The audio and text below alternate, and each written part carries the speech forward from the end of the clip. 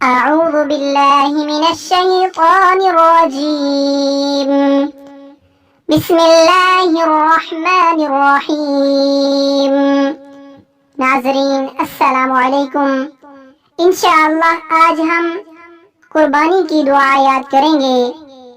قربانی کرتے وقت یہ دعا پڑھیں: اللہم تقبل منی کما تقبلت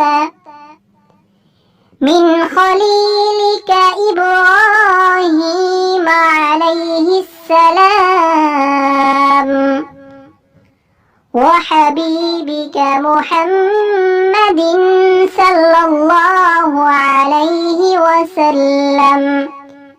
ایک مرتبہ آپ پھر سے سماعت فرمائیں: اللہم تقبل منی کما تقبلت من خلیلک ابراہیم علیہ السلام وحبیبک محمد صلی اللہ علیہ وسلم۔